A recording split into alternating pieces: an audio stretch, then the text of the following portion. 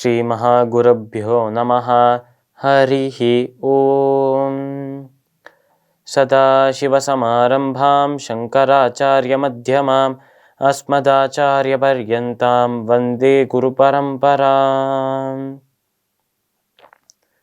GeM டிவியின் அன்பர்களுக்கு எனது வணக்கங்கள்.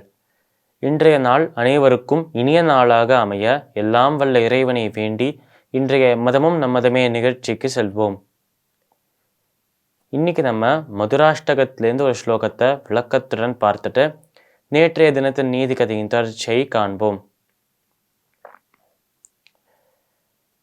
கோபி மதுரா லீலா மதுரா யுக்தம் மதுரம் முக்தம் மதுரம் திருஷ்டம் மதுரம் சிஷ்டம் மதுரம் மதுராதிபதேரகிலம் மதுரம். இந்த ஸ்லோகத்திற்குண்டான விளக்கம்: கோபி மதுரா லீலா மதுரா. அதாவது கோபி என்று சொன்னாலே கோபி ஸ்திரீகளை குறிக்கிற ஒரு சொல்லுதான் இது. அதாவது நம்ம கிருஷ்ணர் விருந்தாவனத்தில் கோகுலத்தில் இருக்கும்போது நம்ம கிருஷ்ணரை பார்த்து கொண்ட கிருஷ்ணரை ரொம்ப பிடித்தவர்களாக இருப்பவர்கள் கோபி ஸ்திரீகள், கோபியர்கள். இந்த கோபியர்கள், கோபி ஸ்திரீகள் நம்ம கிருஷ்ணரை ரொம்ப அன்பாக பார்த்துப்பாலாம். கிருஷ்ணர் மீது ஒரு சின்ன ஸ்க்ராட்ச் கூட வராமல் பார்த்துப்பாலாம். அப்படி அவ்வளோ அன்பாம் கிருஷ்ணர் மீது.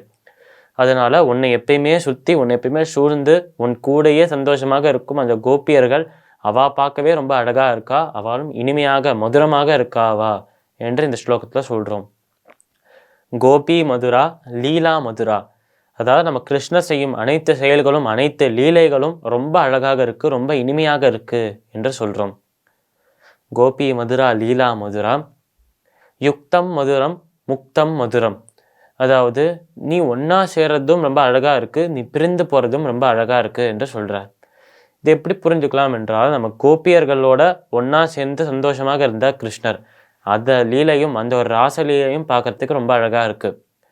இதுவே நம்ம கிருஷ்ணன் மதுராவுக்கு கிளம்பும்போது, நம்ம கம்சன் இருக்கும் இடமான அந்த மதுராவுக்கு கிளம்பும்போது நம்ம கோபியர்களை விட்டு பிரிந்துதான் போயாகணும். என்றால் கோபியர்களையும் கூட்டிட்டு மதுராவுக்கு போக முடியாது. அதனால் மதுராவுக்கு போகும்போது அந்த கோபியர்கள் ரொம்ப அந்த கோபியர்களை விட்டு பிரிஞ்சு இருக்கணும்ல, அது கோபியர்களுக்கு வழியை தந்தாலும் அதுவும் பார்க்க அழகாக தான் இருக்குது.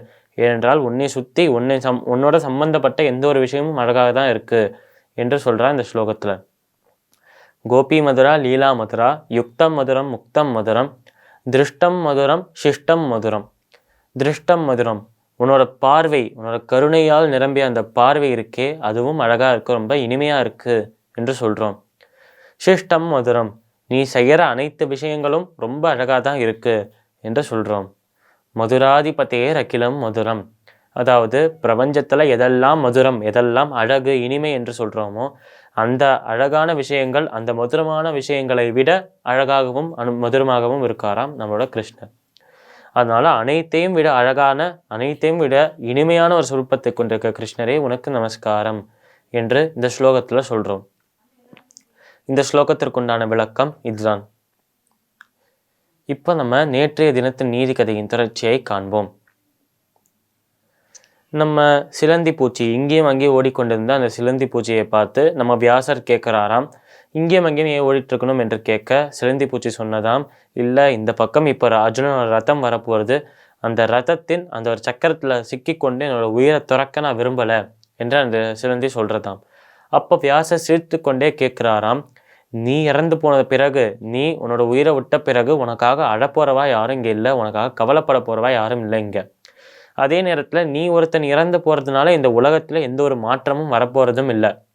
அப்பேற்பட்ட உன்னோட இறப்பு என்பது நடந்தது என்று தெரியாத அளவுக்கு ரொம்ப ஒரு பிரசித்தம் இல்லாத ஒரு ஜீவன் நீ.